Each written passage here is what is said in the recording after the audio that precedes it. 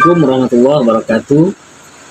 Disclaimer dulu sebelum saya mulai melanjutkan bahwa konten kali ini saya mulai dengan fundamental yang sangat hati-hati.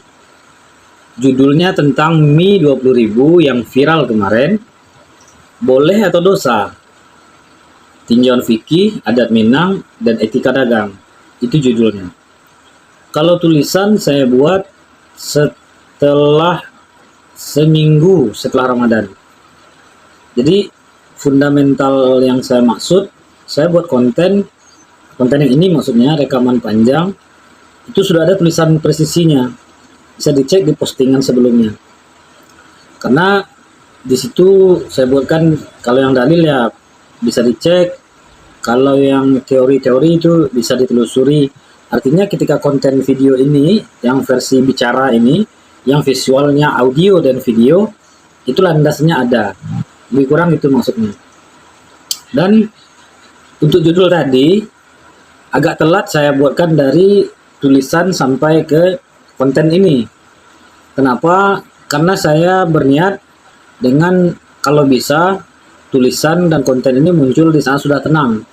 Tapi juga bukan saya menjadikan ini sebagai menunggangi viralitas, bukan. Kenapa saya tidak bahas kemarin waktu hangatnya itu? Di versi tulisan sudah sebenarnya waktu itu munculnya, tapi versi video ini kena satu dan lain hal, agak telat ya. Tapi mudah-mudahan masih worth it lah, karena per hari ini masih belum jauh dari Ramadan, artinya masih bulan Syawal. Saya ulang judul sekali lagi, mie 20.000 yang viral ya. Boleh atau dosa? Tinjauan fikih, adat Minang, dan etika dagang. Saya mulai dari pembukaan tulisan. Niat dan posisi saya pribadi, tulisan ini tidak dibuat untuk menunggangi viralitas, tidak juga untuk menjatuhkan pedagang, tidak juga untuk memperkeruh suasana. Ini adalah upaya penjernihan dengan pendekatan fikih, muamalah, adat Minangkabau, dan analisis rasional tentang dagang sederhana.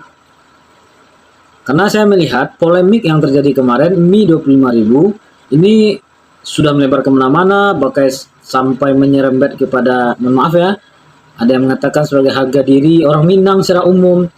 Maka perlu kita tarik kembali ke jalurnya, kita ukur dengan ilmu, bukan dengan emosi. Tulisan ini juga, ini penting juga disclaimer nih. Ini bukan fatwa MUI, karena ada nanti di belakang saya berikan semacam pendapat saya pribadi lah. Dan bukan juga keputusan lembaga ekonomi manapun. Ini hanya katakanlah pendapat biasa, boleh setuju, boleh tidak, boleh juga dikritisi. Poin kedua, kita lihat fenomenanya dulu. Ini bukan sekedar masalah mahal.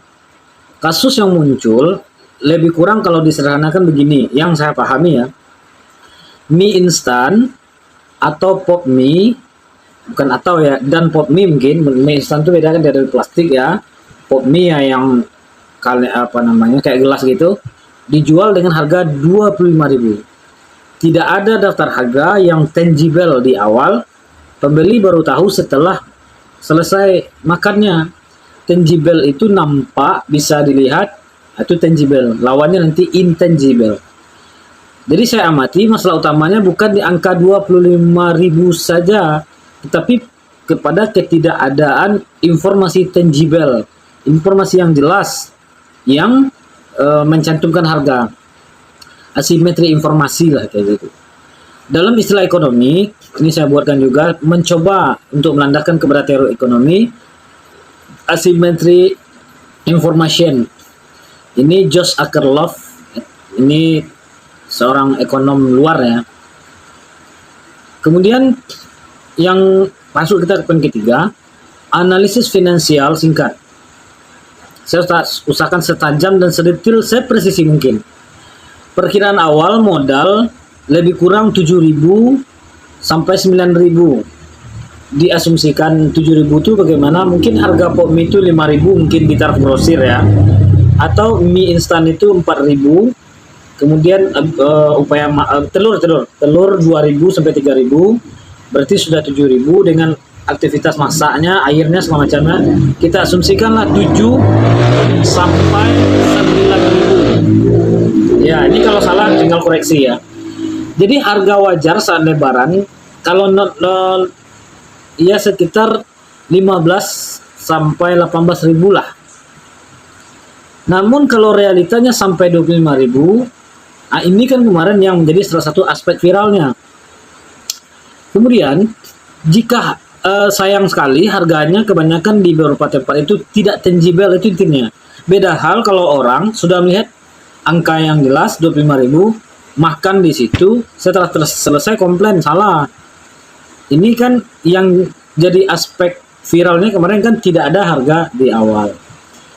Jadi perlu kita pahami bahwa dalam kondisi ramai seperti lebaran, ada kenaikan biaya, lonjakan permintaan, dan faktor kelelahan operasional, dan ini memang boleh menjadi kelaziman lah, naiknya tarif kendaraan, karcis kayak gitu ya. Istilah tuslah, itu mungkin ya, tuslah saat lebaran itu memang ada, dan memang wajar juga diberlakukan kepada ranah perdagangan makanan ya, food. Dan yang keempat, adat Minang tentu bukan sekedar dagang gitu. Adat kita tentu yang paling fundamentalnya adalah adat bersandi syarak bersandi kitabullah. Ini yang sudah sangat jelas-jelas kita sama-sama ketahui dan sama-sama kita pahami bahwa ABS BSK adalah landasan utama bagi kita orang Minang, karena terjadinya kemarin di Sumbar gitu ya. Lalu yang jadi kelanjutan kenapa saya sangkutkan dengan adat bersandi syarak bersandi kitabullah adalah karena di Minang juga ada raso jo pareso, raso dibawa naik, pareso dibawa turun. Raso adalah kepantasan, pareso salah satunya adalah memuliakan tamu, menjaga marwah. Tamu dalam artian dengan banyaknya orang berkunjung kemarin, orang rantau ke ranah Minang maksudnya. Antara rantau dan ranah itu terjadi peningkatan jumlah kunjungan dan kuantitasnya tentu sangat naik signifikan gitu ya.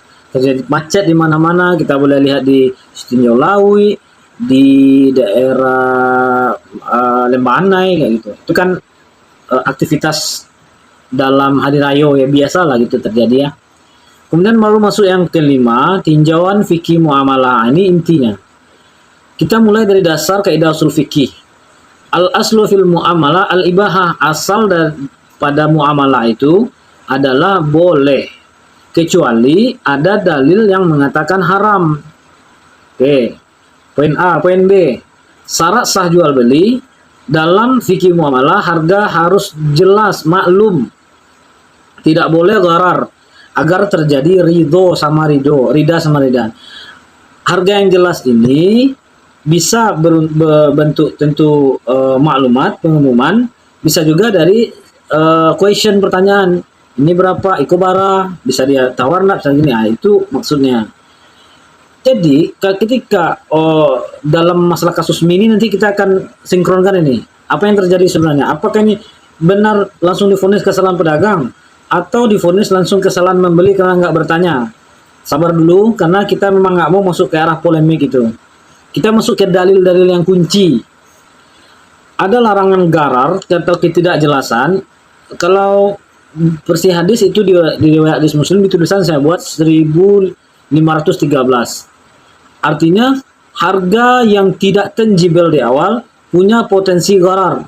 Harga yang tidak jelas di awal kita belum memvonis ini, tapi punya potensi untuk mengarah ke gharar. Satu baru. Poin kedua, larangan penipuan atau tadlis.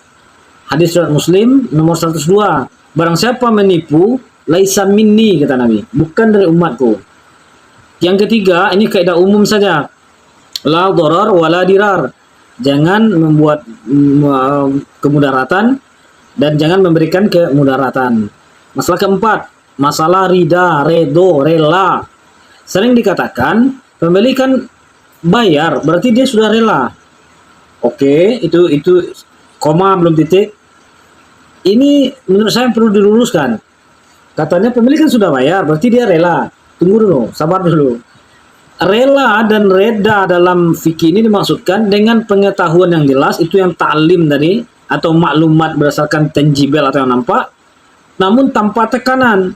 Kalau sudah makan, baru tahu harganya, terpaksa membayar, terpaksa membayar atau malu nggak dibayar, maka sekali lagi ini belum vonis, tapi berpotensi kepada tidak rela.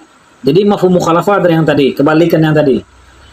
Tambahan penting untuk keterangan ini adalah bahwa yang terjadi dalam viral kemarin adalah kemungkinan besar ini harga tidak diketahui dari awal, tetapi kita orang sudah makan di situ, setelah baru dikasih harga 25.000 rupanya, kan nggak mungkin nggak dibayar.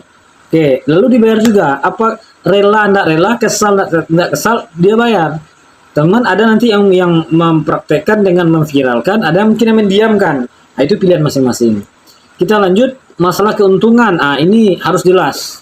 Keuntungan di dalam Islam, kemudian saya analogikan juga nanti dengan penimbunan. Beda dengan keuntungan dengan penimbunan. Kita lihat katakanlah pasal A ya, atau huruf A-nya. Keuntungan besar dalam Islam itu sangat boleh. Dalilnya banyak. Tapi ada syarat yang perlu diluruskan. Satu hal yang penting yang sering disalahpahami, dalam Islam tidak ada batasan keuntungan atau laba, mau 50%, 100%, bahkan 1000% pun pada dasarnya boleh. Dalil umumnya al-aslu fil muamalah al-ibahah yang di atas tadi.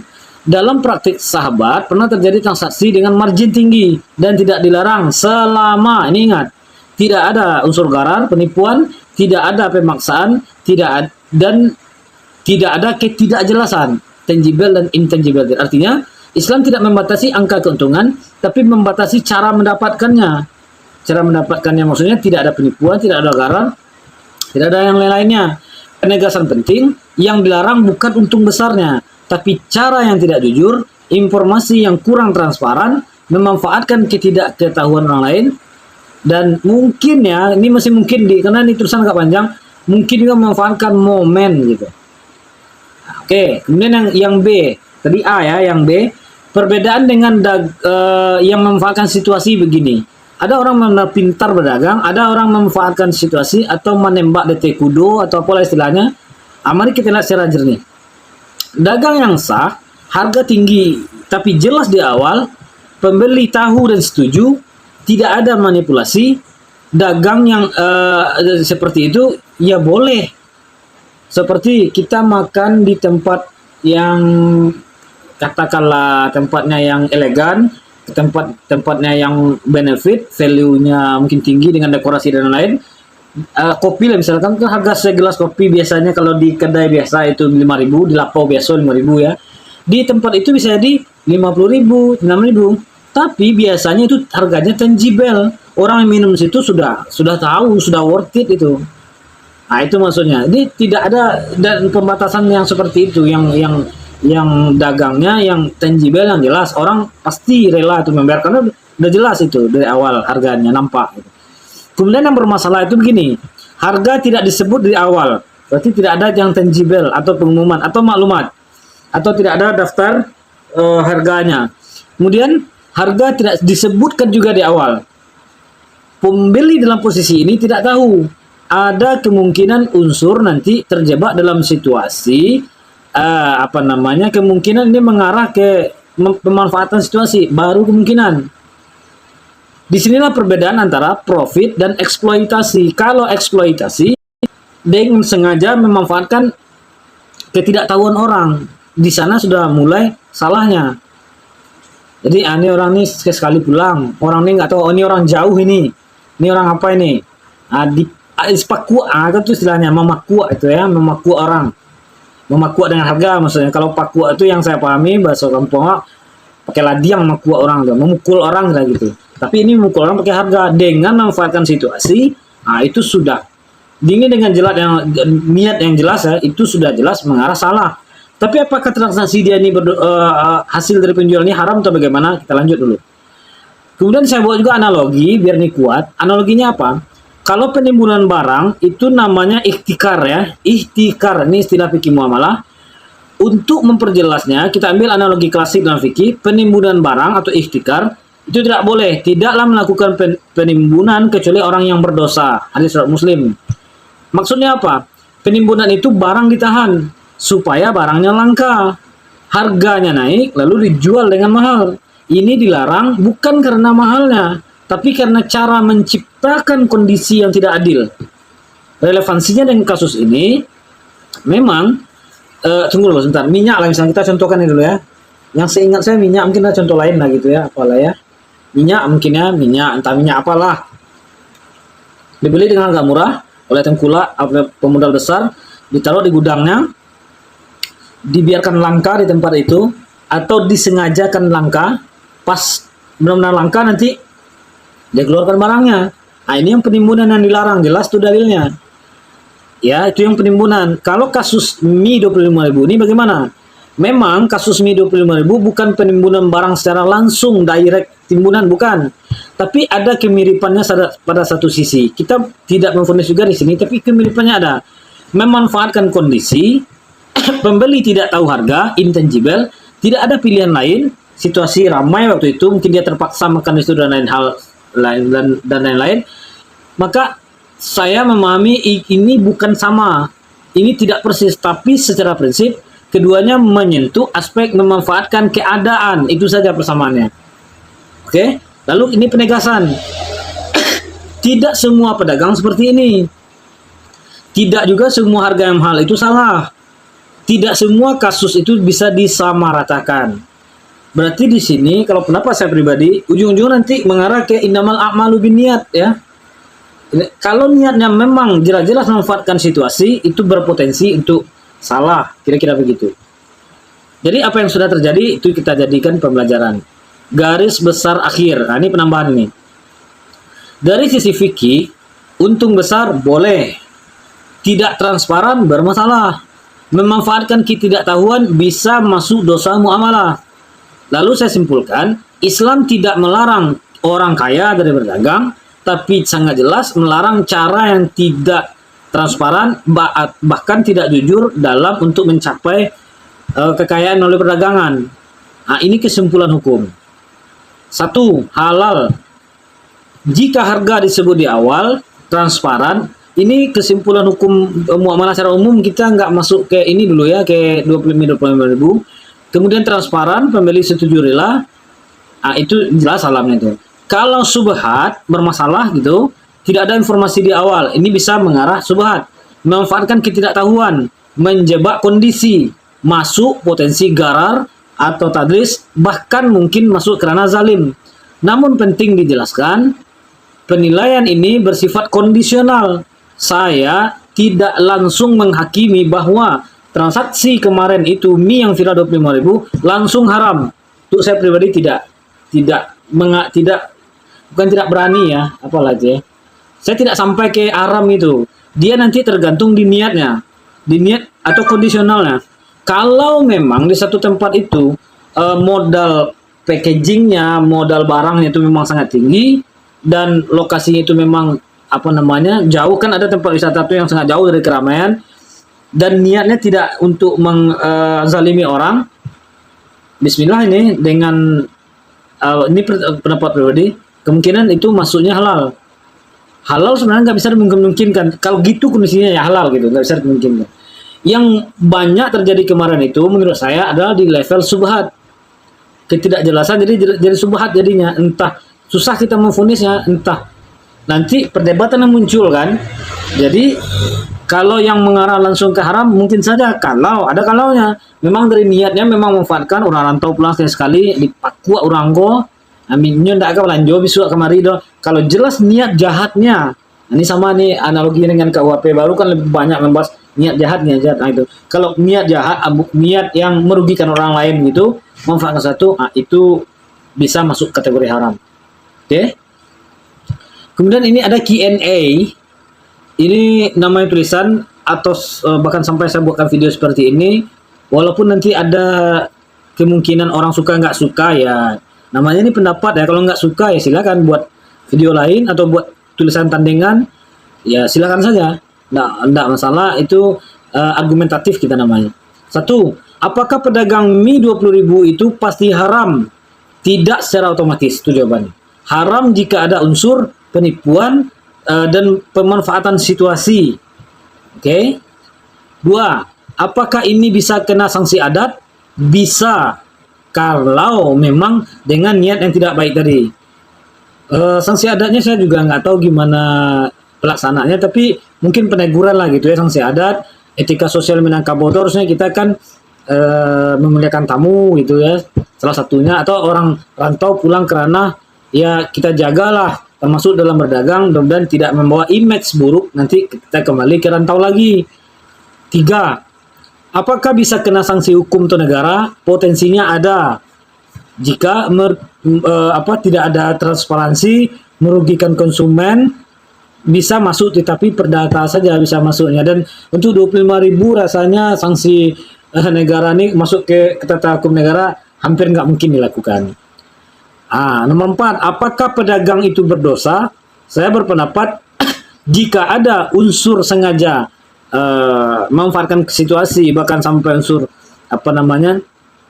untuk menganggap bahwa ini kesempatan nih untuk melipat gandakan untung, sampai di situ sebenarnya aman. Tapi kalau dengan niat untuk memakuak tadi, ini bisa mengarah ke subhat saja. Jadi bukan langsung berdosa, langsung haram, enggak. Saya milih itu berarti dilakukan kemarin itu abu-abu, subhat. Kok tidak tegas? Kalau misalnya ada pertanyaan, kok enggak tegas langsung subhat halal? Harusnya nih, mohon maaf, MUI yang bisa memfatwakan. Di MUI itu ada komisi fatwa. Harusnya MUI yang bisa memfatwakan. Nomor 5, apakah semua pedagang di Sumbar seperti itu? Ini penting nih. Jawaban pastinya tentu tidak. Justru mayoritas pedagang di Sumatera Barat ini adalah orang yang jujur. Saya ulang 2 kali. Justru mayoritas pedagang di Sumatera Barat insya Allah jujur. Karena seyogianya harus mengamalkan raso jo pareso, raso dibawa naik, pareso dibawa turun. Yang selanjutnya ini penting. Apakah boleh, nomor 6 nih Q&A. Apakah boleh langsung memviralkan kejadian seperti ini? Dalam hukum dan etika, tidak semua hal boleh langsung diviralkan. Ada risiko pencemaran nama baik. Dalam konteks hukum Indonesia, Undang-Undang ITE yang terbaru, bahkan sangat hati-hatinya saya buatkan ini pasal berapanya. Pasal dengan KUHP terbaru ya 2026 dan Undang-Undang ITE dan 2024 itu bisa pakai pasal 433 tentang pencemaran nama baik. Ancaman hukumnya 9 bulan dan denda ya. Kemudian pasal 434 kalau itu fitnah ya. Kemudian pasal 27A pencemaran melalui media elektronik, upload video, caption dan lain. Kemudian pasal 45 ayat 4 sanksinya maksimal 2 tahun. Jadi pasal ini ada. Lalu bagaimana bisa dengan kita niat untuk memperbaiki kok kita kena? Ya memang itu yang kemarin diperbarui oleh KUHP 2026 yang berlaku bulan Januari. Jadi saran saya begini, jangan semua hal boleh diviralkan seperti yang menemui hal-hal seperti ini. Boleh ditegur langsung, tentu dengan cara yang halus, yang baik, elok gitu ya. Atau mungkin kalau di tempat pariwisata kan ada panitianya atau apanya gitu. Kemudian ya kalau memungkinkan silakan adukan ke pihak yang berenang dengan cara yang baik, bukan mengadukan dengan tujuan mempermalukan orang, tidak. Yang lebih penting tentu hindari mempermalukan orang. Niat baik kita boleh, tapi harus tempuh dengan cara yang benar. Risiko ini bisa muncul nanti kalau kita menurunkan emosi ini mahal di tempat lain tidak mudah itu, kita emosi nggak kontrol diri, akhirnya susah yang terjadi. Saya tahu alhamdulillah tidak ada terjadi hal yang bersifat begini yang 25.000 kemarin ya. Mudah-mudahan tidak ada lagi hal seperti ini terjadi kemarin. Kemudian dampak, ini poin ke-8 ini. Saya lihat efeknya sudah nyata, viralnya negatif, ada perdebatan media sosial, perantau merasa tidak nyaman sebagian ya. Pedagang yang jujur kena imbas, ini sayangnya. Kemudian menyebabkan turunnya trust dan kepercayaan. Maka dalam teori ekonomi modern itu nanti dia akan bersambung di tahun depan, ditakutkan nanti karena trust kurang, orang jadi malas kayak gitu. Poin ke-9, seyogianya atau solusi nyata, mudah-mudahan ini menenangkan untuk pedagang, tempel harga buat tangible. Saya ini berprasangka baik, husnuzon. yang terjadi kemarin, entah di mana itu tempatnya, itu kemungkinan memang tidak ada tangible, tapi dengan niat baik saya menganggap juga tidak, pedagang itu tidak dengan tujuan untuk memalak, memakuk itu ya. Jadi tidak juga saya rasa. Oke. Kemudian jangan beda-bedakan pembeli. Kalau bisa ya, mau orang Rana, mau orang rantau, kalau ada ujungnya ya ambil aja untung yang wajar. Ya, kalau memang rayo itu memang saatnya kita panen gitu, ya maklumat tadi itu salah satu solusi yang terbaik. Lalu jadikan momen ini sebagai evaluasi, bukan sebagai tekanan. Jadikan saja evaluasi. Kemudian ya untuk pemerintah izin nih, saya menyampaikan untuk pemerintah Koperinda atau apalah gitu ya. Iya, Koperinda, Koperasi dan Perdagangan ya, betul ke arah itu. Kalau ada yang dengar, kalau enggak masalah. Kalau bisa untuk pemerintah standarisasi kewajiban daftar harga. Ada pengumuman penekanan dari pemerintah, apalagi terutama di musim-musim rayo lebaran itu, kalau bisa ya diberikan himbauan lah gitu kalau nggak penekanan. Kemudian edukasi pedagang musiman saat lebaran, ada edukasinya. Kemudian penataan parkir resmi jika itu parkir ya. Ini kan nggak terjadi di saja di parkir, konon kabarnya juga terjadi. Jadi kalau yang parkir, kalau bisa itu diberikan penataan oleh pemerintah. Kemudian berikan kanal aduan. Kanal aduan nih kalau terjadi ini boleh lapor ke sini, ke sini, ke sini. Untuk perantau, udah uni apa ibu ambo semuanya, mama di sana, kalau bisa dimanapun dia belanja, tanyakan harga di awal. Jika harga tidak tangible, tidak tertulis. Yang kedua, kalau mendapati hal-hal yang kurang pas, jangan langsung diviralkan. Kalau bisa. Ya dengan cara tadi ya tegur nama baik dan lain sebagainya. Kemudian gunakan jalur resmi jika ada permasalahan, ada itu. Makanya pemerintah kita dorong buat kanal pengaduan. Kemudian pahami juga kondisi saat di lapangan karena memang berbeda. Kalau memang ada sikonnya yang membuat misalkan mie itu jadi 25.000, ya kalau memang sesuai dengan keadaannya waktu itu ya tentu harus dipahami juga. Atau parkiran di tempat tertentu itu karena keadaannya begini, ya mungkin terpaksa kita pahami juga kan gitu. Cuman ada kata-kata satu kata yang bisa memutus semuanya, lazim. Lazim enggak? Misalkan mie 25.000 lazim enggak? Nah, kalau nggak lazim, ini untuk semua pihak berarti ini. Ya tentu di sana terjadi permasalahan. Kemudian untuk masyarakat umum, untuk semuanya lah, mohon dengan sangat, saya orang Minang juga, dan saya bukan perantau, saya memang di Rana, tapi saya bukan pedagang. Ya, kalau jalan-jalan rayo tentu ya. Itu saya pribadi tidak menemui, katakanlah kasus mie 25.000 ini atau hal mirip-mirip ini nggak ada, jujur nggak ada. Tapi tolong untuk Udauni, itu semuanya lah yang dirantau dimanapun, di Rana dan di rantau, jangan generalisasi satu kasus ini untuk menjas daerah. Yang kedua, tidak semua pedagang seperti itu. Kasihan kita pedagang kita yang jujur. Kritik boleh, tapi ya sebaiknya dengan cara yang disampaikan. Penutup, saya sarankan bahwa kita jadikanlah sama-sama ini sebagai sebagai evaluasi. Berdagang bukan asal masalah piti dan uang, tapi soal amanah.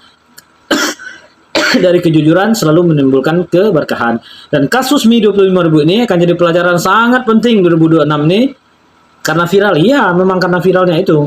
Apakah kita ingin dikenal sebagai pedagang yang cerdas, atau pedagang yang dipercaya, atau pedagang hanya memanfaatkan ketidaktahuan orang lain? Ya, kita jadikan semua evaluasi ya. Stop lagi kalau mohon maaf, saya tidak stop apakan orang tidak.